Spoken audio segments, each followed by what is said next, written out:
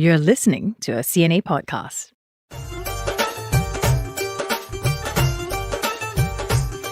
Have you ever been to an Indian wedding? There's no mistaking the infectious beats, the intricate swirls on henna-covered hands, and don't even get me started on the food. But forget about wedding day. How about wedding week? Marriage is a monster market in India, and it can be opulent, over the top. Celebrations sometimes lasting 5 days. It's an industry worth tens of billions. So who's spending all this money, and how stressful are these extravagant vow exchanges? Here are two people with some answers. India correspondents Neha Poonia and Ishan Garg join me now from New Delhi. Hey guys, thanks for coming on today. Hi, Teresa. Thanks for having us. Hello. Hey, Teresa. I just attended my brother's wedding a couple of months ago in Vancouver in Canada, and he and his bride said, we want an intimate affair. We don't want anything fancy. So I want you guys first off to guess how many guests they had. Neha? 200? Okay, Ishan? I was going to go with 200 as well, but I'm going to go smaller, so maybe 125. Okay, not even close. My brother only had 12 guests. No, that's not true. That's not even a wedding by Indian standards. No, that's a birthday party. Yeah, it was so small. It didn't feel like a wedding. Obviously, comparing that to an Indian wedding. Neha, first off, tell me, why is no expense spared when it comes to Indian nuptials? I think because in India, getting married is not about two people coming together, deciding to spend their lives together. It's about two families becoming one big family. There is no notion of a couple deciding to do a small wedding. And just for reference, I held a small wedding 7 years ago, and I had 200 guests. And like we just discussed, that's not a small number, but even that was a huge struggle. I think it's also a big event that people look forward to in their children's lives. It's something that they save money for, sometimes right from when their children are born. Mothers start buying gold for their daughters' weddings, right after their daughters are born. It's something you plan for just like you would for a college education. And it's also a mark of your social standing, how grand your wedding is, how much you can spend, how many food counters you can have, how big is your sangeet or your dance ceremony? Do you have a professionally choreographed set? It's all something that's watched very carefully. It's analyzed very carefully by your relatives. And there's also this, inside joke among families that once a wedding is over, people are going to go back and say, they didn't do this. They didn't spend on this. So everyone's very conscious of how they're being looked at by society. So it's not about the couple at all, even though that's why everyone's coming together. It's about the family celebrating. It's about the families getting to tell the people, look, our children are grown up. We've gotten them married. Our responsibility is over. So you got married 7 years ago. Ishan, you're smiling, laughing a bit there. You recently got married, right? Congratulations. Thank you very much. Yes, I got married in December. Yeah, and I feel like whenever I talk to the groom about their wedding, they have a very different take on the experience. Tell me about your big day. How big was it? It was as big as we'd planned it to be. We had about 500 odd guests. We had massive food counters. I am particularly excited about food. That was my only sort of important thing that I was focusing on. I need the food to be great at my wedding. I couldn't care less about the decorations. I couldn't care less about the seating. My wife did care about all of that a lot. So wedding day it was amazing. It was beautiful. On the day of the wedding, we had an event coordinator who kind of makes sure that everything runs along smoothly, because you're not only looking at the celebration aspect of it, there are guests to be taken care of. Then there are the rituals and the prayers, ceremonies, all of that. So you do need an event coordinator that kind of takes care of all of that. It's a big day, but all of that goes in a blur, really. And you can only remember pieces of it. You can't remember all of it when it's gone by. I think my invite got lost in the mail, Ishan. How many outfit changes did your bride have that day? So on the day of the wedding, she just had one outfit. But when we're talking about the wedding, we absolutely need to know that wedding events are not a single day event. They start off 4 days before the wedding. You'll have different ceremonies. Most families would have an event dedicated only to singing and dancing. Then you'd have another one. You would apply henna on the hands of the bride, on the hands of the groom. There's again a lot of singing and dancing on that day. Then there are some cultural festivities. So this all begins 3 or 4 days before the wedding. And if you look at the total number of clothes that she had to buy for this entire sequence of events, they were nearly a dozen. What? Oh my goodness. Okay, I didn't expect that. Neha, speaking of wedding attire, looking for those perfect outfits, it's a big part of the process too, right? You went to a market in New Delhi that still stands head and shoulders above the rest because of its history. Tell me about that. Yeah, and it's interesting, just picking up from where Ishan left off, it's not just the bride who's buying, so many outfits. It's the groom, it's the bride's parents, the bride's sisters, the groom's parents, the groom's sisters. And all of this can cost a lot of money. It can set you back by, a big amount. So this is where the market that you're talking about comes in. It's called Chandni Chowk. It's located in the heart of New Delhi. It's a 17th century market that has been around forever. It was set up by Shah Jahan for his daughter.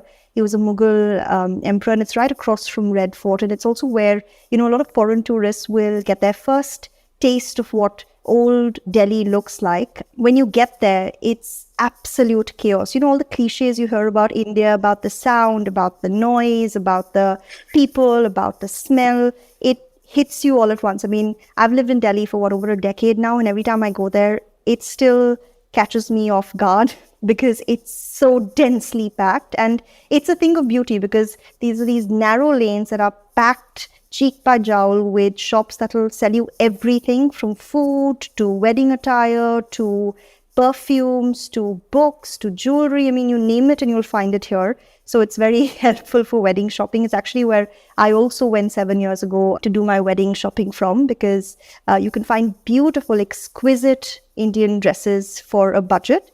I bought something that was, I think, 1/3 of the budget that I'd outlined for myself. And I loved my wedding dress. I mean, I still look back at the photos with so much fondness. So I'll always be grateful to Chandni Chowk for that. And this is where we also spoke to one particular boutique owner who, makes these bespoke wedding outfits for brides. And he calls himself a local Indian designer shop. And what they're trying to do is they're trying to sell designer knockoffs because, with the rise of an aspirational middle class in India, people want to look like Bollywood stars. They want to have those grand weddings, but obviously you can't pay for those expensive dresses. So this is where these shops come in. But as you can imagine, competition is fierce and there's so many shops here to choose from. So listen into what Shivam Arora, the owner of that shop, told me. Competition is tough. Competition is tough. Others only sell copies, but we are an Indian boutique. We have the concept that we are selling creative stuff. We operate on small margins. Unlike designers who have 100% markups, we keep ours as low as 10 to 15%. And Ishan, did you head to that market too when you were preparing? Absolutely. It's a pilgrimage that you have to make if you're getting married.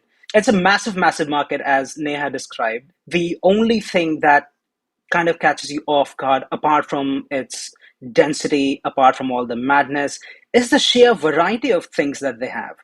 My wife and I, we ended up spending over our budget because we ended up liking way too many things we at the time didn't think we could afford, but we managed somehow.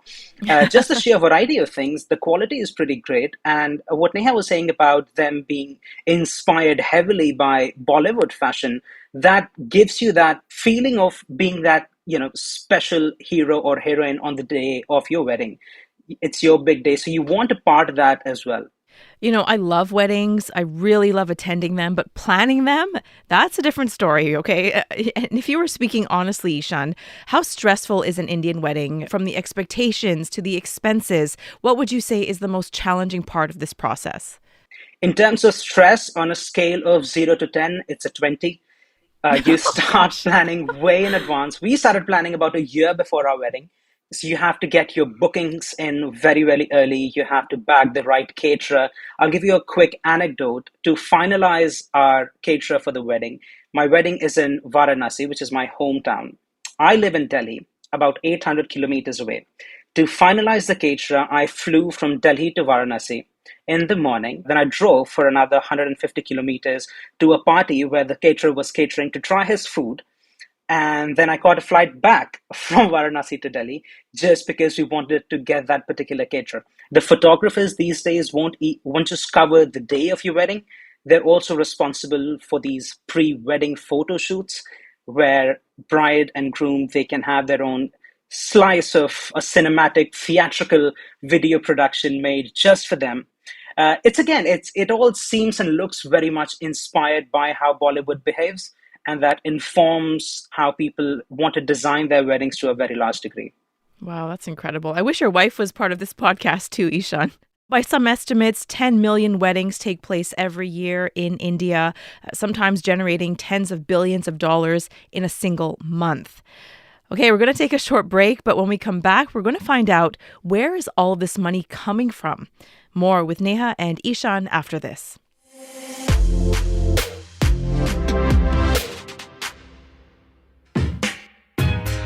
Are you looking for ways to make your money work harder? Tips on saving, investing, or retiring early, perhaps? Or advice on big-ticket decisions like buying a house or owning a car? I'm Andrea Heng, host of CNA's top personal finance podcast, Money Talks. And these are some of the things we find out for you.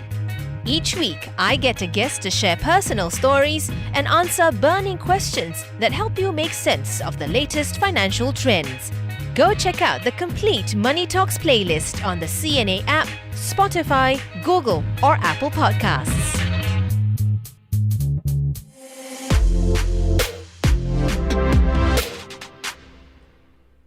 Welcome back, guys. Neha, when I saw your report, I was thinking, inflation? What happened to inflation in this situation?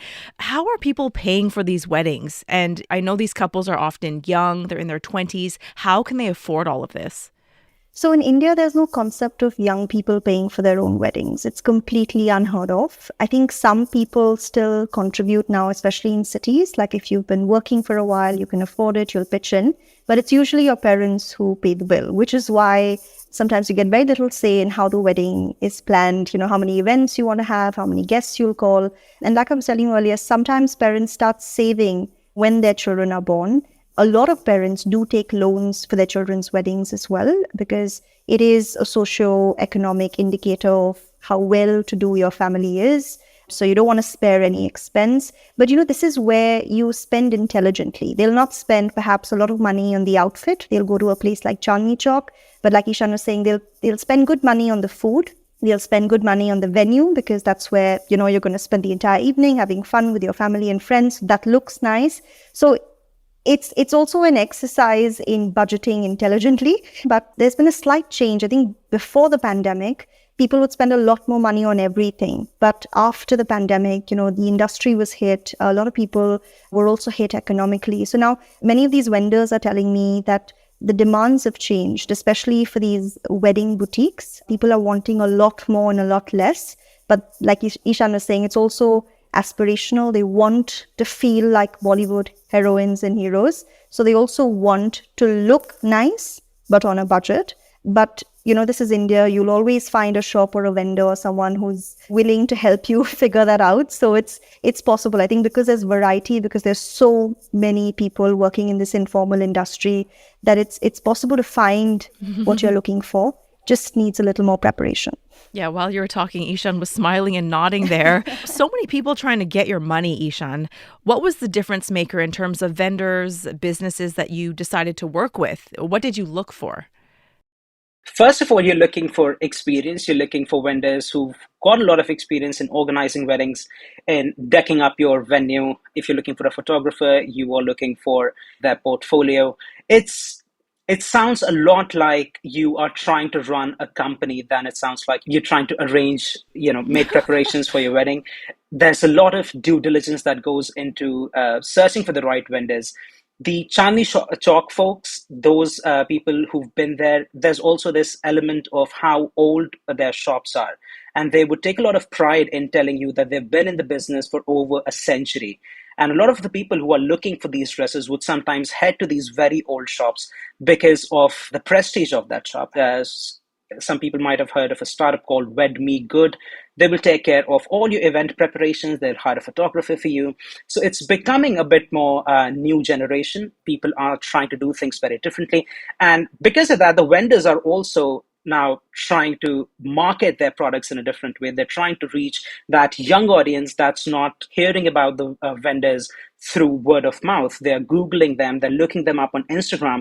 And because of that social media marketing, that's become a huge thing in the Indian wedding industry as well. Mr. Shivam Arora, let's listen into him once again. He talks about this aspect of the business.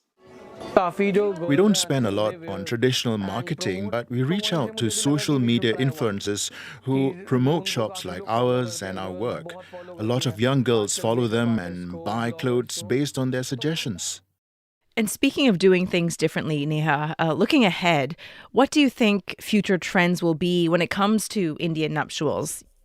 I think there is significant pushback from the younger generation. They don't want to do things like they were done all of these years. One interesting thing that I've noticed, some of the friends that got married a few years ago, they don't want to have a male priest if they can avoid it. They want to have a female priest wed them. Many of them are doing away with some of the traditional patriarchal vows that are part of the wedding ceremony. Many people are very conscious about waste at Indian weddings because these are 5-day affairs. You have catering at every single event. So some people are tying up with NGOs to ensure that that food is then given to communities who might, benefit from that instead of throwing all of that food away. There is a push to also have eco-friendly, environmentally conscious weddings as well, cutting down on your carbon footprint. But I think these are also notions limited to urban areas.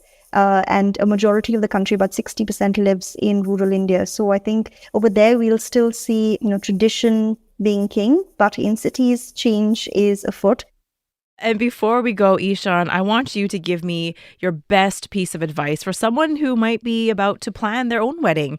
Is it just to accept whatever your wife says she wants? Yeah, it's to accept whatever your wife wants, it's to accept whatever your parents want, it's to accept whatever your wife's parents want. Because everybody's involved in it. It's your day, sure. It's very important for you, sure. But for a lot of Indian families, it's a lifetime event for them as well. So especially with my wedding, I felt like they should have a big say in how the event goes.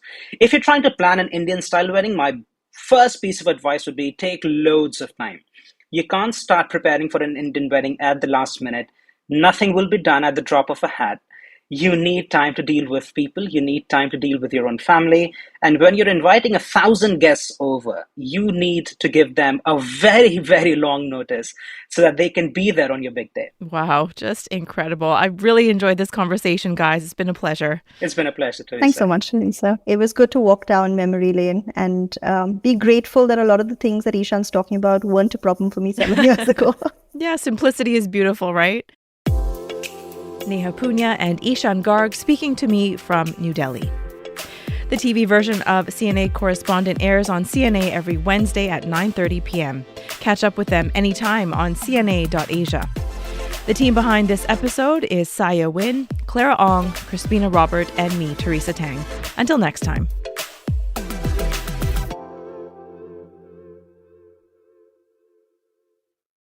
Woodhouse Chrysler Dodge Jeep Ram is bringing you more this holiday season, finishing the year with big savings on the entire model lineup during the Wrap Up the Year sales event. Save up to $13,000 off MSRP on a 2024 Ram 1500 Crew Cab Laramie 4x4 for qualified buyers. Explore all our year-end lease and finance deals at WoodhouseCDJRBellevue.com or WoodhouseChryslerJeepDodge.com. This is Woodhouse. With approved credit, tax title license extra. When financed with Chrysler Capital, $299 doc fee to its signing. Stock number BC240134. Offer expires 12/31/2023. See dealer for details.